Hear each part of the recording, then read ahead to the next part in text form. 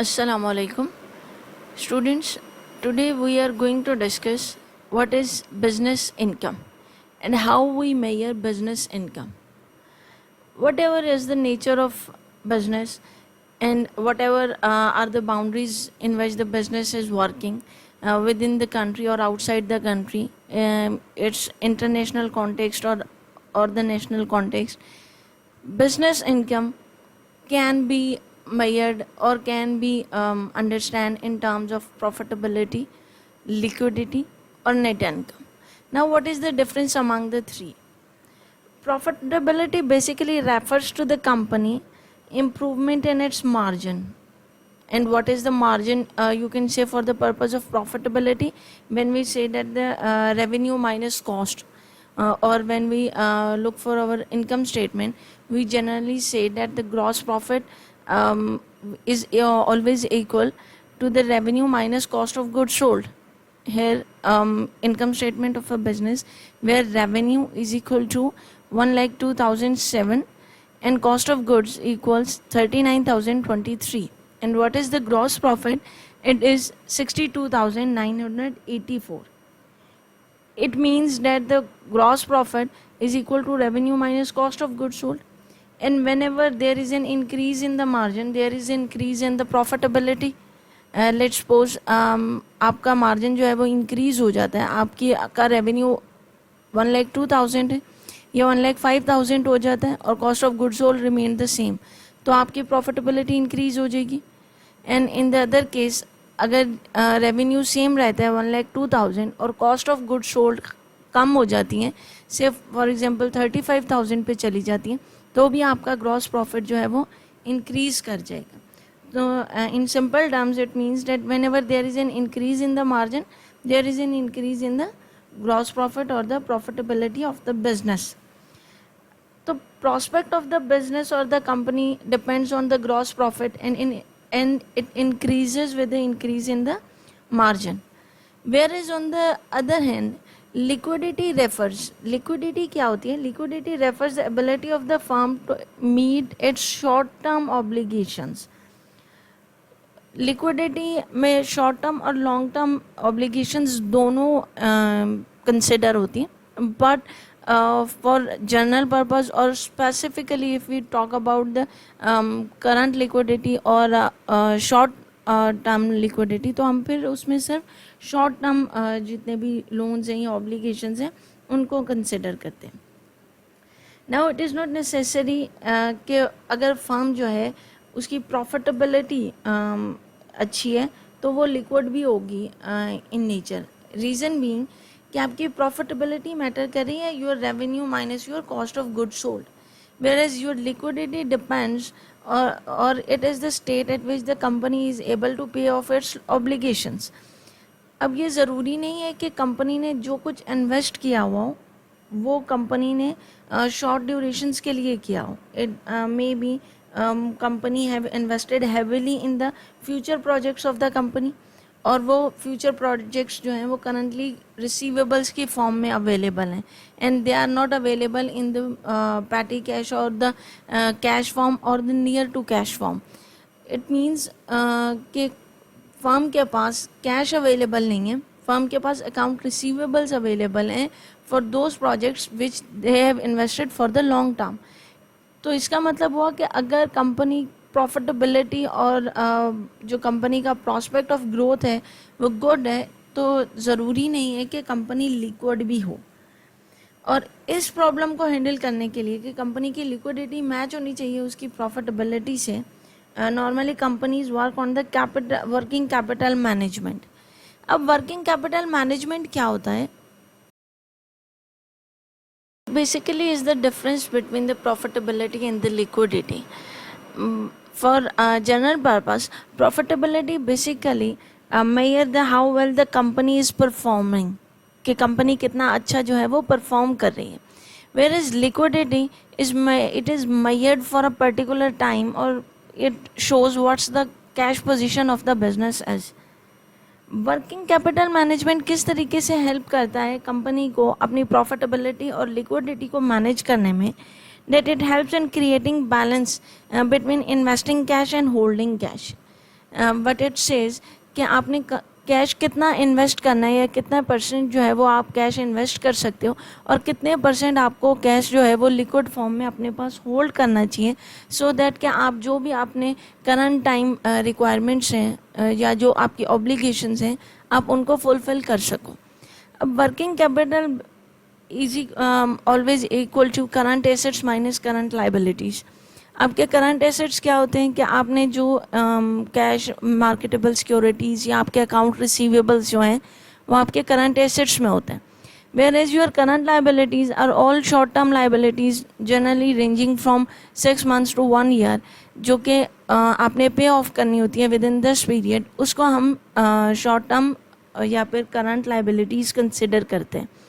Working capital management basically हमें current assets और current liabilities का जो रिलेशनशिप है वो हेल्दी प्रॉस्पेक्ट में कैरी करने में हेल्प आउट करता है और हमें इस चीज़ के अंडरस्टैंडिंग में मदद कर रहा होता है कि हमने अपने करंट एसेट्स को अपनी करंट लाइबिलिटीज़ के अकॉर्डिंगली किस तरीके से मैनेज करना है.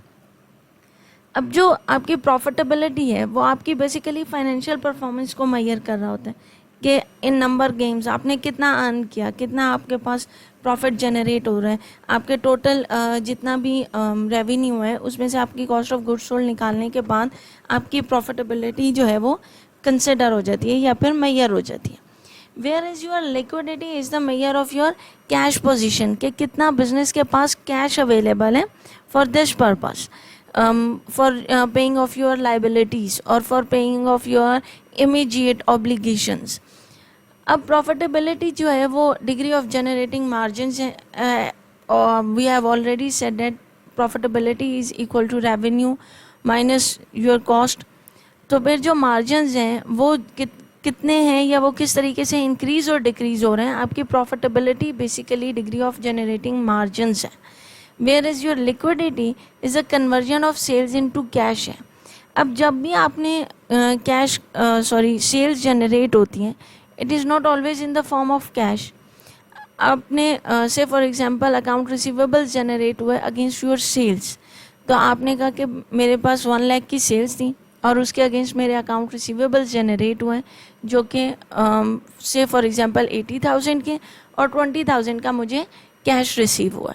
It means that 80% of your sales are your account receivables which enter into your profitability or your margins, but it doesn't enter in the liquidity of the business. अब जो 80% की sales हैं वो आपकी प्रॉफिटेबिलिटी तो handsome show कर रही हैं, लेकिन वो आपकी लिक्विडिटी जो है वो सिर्फ और सिर्फ 20% तक शो कर रही हैं, जो कि आपकी कैश की पोजीशन है. सो लिक्विडिटी क्या कहती है कि degree of conversion of sales into cash, कितनी सेल्स कैश में कन्वर्ट हुई हैं वो आपकी लिक्विडिटी को शो करेंगी. आपकी लिक्विडिटी, अगर आपका कैश जो है अगेंस्ट योर सेल्स 40,000 है तो आपकी लिक्विड पोजीशन जो है वो 40,000 की है. 50,000 है तो 50,000 की है.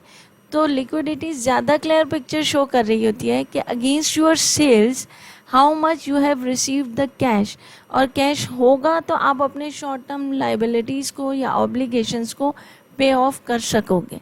तो बेसिक जो डिफरेंस प्रॉफिटेबिलिटी और लिक्विडिटी में है या बिजनेस की परफॉर्मेंस को मेजर करने में, तो liquidity plays an important role in so that कि आपको आइडिया हो सके क्लियरली कि बिजनेस क्रंच टाइम में और शॉर्ट टाइम में अपनी ऑब्लिगेशंस किस तरीके से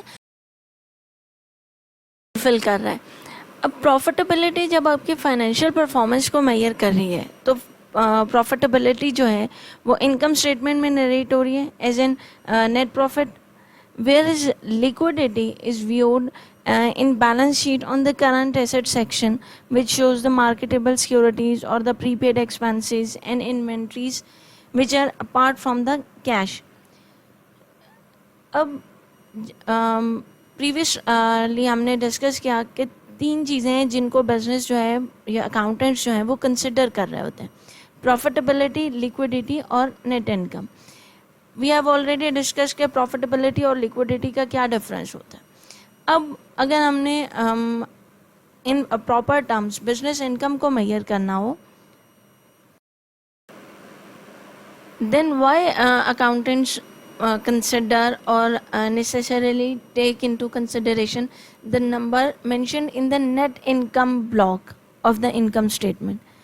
The reason of using this is net income terminology basically clearly defines increase in owner's equity that results from the company's operations. And net income should be understood to have clear idea of the company's profitability. How it works when we see the income statement of a business, we see that gross profit is mentioned over here, whereas net earnings mentioned over here. अब जब आपने revenue minus cost को calculate किया था तो आपका gross profit calculate हो रहा था 62,984. इट लुक्स गुड कि आपका बिजनेस एक हेल्दी प्रॉफिट जो है वो जनरेट कर रहा है. But when you deducted different expenses which were undertaken due to these sales and the tax which was handled, इन तमाम चीज़ों को हैंडल करने के बाद जो अवेलेबल इनकम है फॉर योर यूज़ और फॉर द इन्वेस्टमेंट पर्पस वो सिर्फ और सिर्फ 2,474 रुपीज़. इट्स मीन कि जो प्रॉफिट 62,984 था उसका 10% भी नहीं बना जो कि नेट इनकम के तौर पे आपके पास रिमेनिंग है. अब आपने ये कहा कि नेट इनकम जो है वो कैलकुलेट हो रही है रेवेन्यू माइनस एक्सपेंसेस. जब आपने ग्रॉस प्रॉफिट को कैलकुलेट किया था तो आपने रेवेन्यू माइनस कॉस्ट को माइनस किया था. Cost that is particularly calculated as cost of good sold, जो आपने उन चीज़ों को बनाने के लिए यूज़ की उस कॉस्ट को माइनस करते हुए आपने अपनी प्रॉफिटेबिलिटी कैलकुलेट कर ली थी.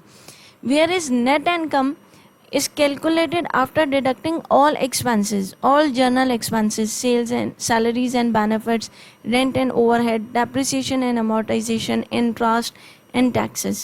इन तमाम को डिडक्ट करने के बाद आपके पास नेट इनकम जो है वो या नेट अर्निंग जो है वो कैलकुलेट की है. It's mean that revenue is something that has been generated through sales of goods or services, whereas all the related expenses after deducting these expenses.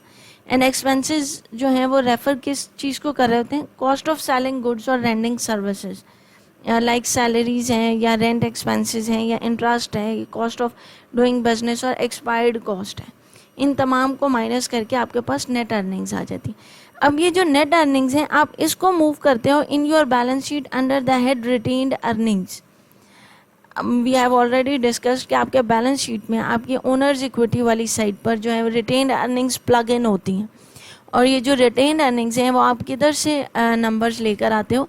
ये वो नंबर होता है जो कि आपने नेट इनकम में से आफ्टर एक्सक्लूडिंग और डिडक्टिंग ऑल योर एक्सपेंसेस जो नेट इनकम रिमेनिंग होती है उसको आप रिटेन्ड अर्निंग्स की फॉर्म में प्लग इन करते हो अपनी बैलेंस शीट में.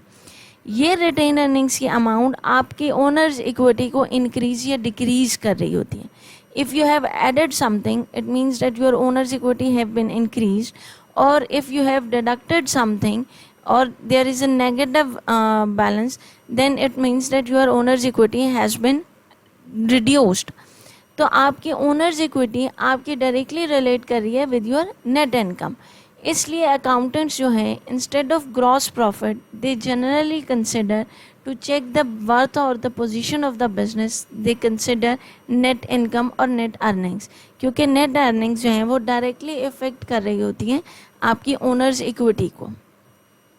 Now there are different methods जो कि आपके सेल्स को कंसिडर कर रहे होते हैं. अब वो मेथड्स कौन से हैं? एक्रूअल अकाउंटिंग का मेथड है और कैश अकाउंटिंग का मेथड है. Accrual accounting basically measures the performance of and position of a company by recognizing economic events generated of when cash transaction doesn't seem to regardless cash has been received or not. तो आपके accrual accounting ने आपकी उन transactions को जो है वो consider कर लिया. Whereas your cash accounting is when there you have received cash, this accounting said that the transaction has been occurred, and whenever you have paid cash तो फिर cash accounting जो है वो कहती है कि आपने transactions कर लिए. Whereas your accrual accounting says कि जब भी आपकी sales या purchases हुई हैं इररिस्पेक्टिव यू हैव पेड और रिसीव्ड कैश, तो आपकी ट्रांजैक्शन जो है वो जनरेट है या आप उस ट्रांजैक्शन को है जो है वो राइट डाउन कर लें। अब एक्रूअल अकाउंटिंग बेसिकली किस तरीके से हैंडल होती है, when you said that you have made sales of 100,000 rupees and you have received 20,000 of cash, whereas 80,000 is your account receivables. तो एक्रूअल अकाउंटिंग कहती है ये जो अकाउंट रिसीवेबल्स हैं आप इनको 80,000 में इंक्रीज करें और उसके पैरेलल आप 100,000 से अपनी सेल्स को इंक्रीज करें और 20,000 से अपने कैश को इंक्रीज करें, और मैचिंग प्रिंसिपल के बिहाफ पर आप अपने सेल्स और अपने एक्सपेंसेस को मैच करते जाएं और आप अपनी ट्रांजैक्शंस को राइट डाउन करते जाएं। इंस्टेड कैश अकाउंटिंग कहती है जब भी आपने हार्ड मनी को रिसीव किया है तभी आपकी कैश हुई है, कैश अकाउंटिंग जो है वो कहती है ट्रांजैक्शन हुई है, अदरवाइज आपकी ट्रांजैक्शंस जो है वो नहीं हो रही। Basically matching revenue to expenses जो हैं वो at the time in which the transaction occurs rather than when payment is made और कैश। एक्रूअल अकाउंटिंग कहती है जब आप मैचिंग प्रिंसिपल को वर्कआउट करते हो तो जैसे ही आपने सेल्स की या आपका रेवेन्यू जनरेट हुआ पैरेलल पे उसके रिलेटेड एक्सपेंसेस को आप एंटर कर लें और आप अपनी बुक्स को बैलेंस करते जाएं, इर्रिस्पेक्टिव कि आपके पास कैश रिसीव हो रहा है या फिर आपके पास नहीं हो रहा है।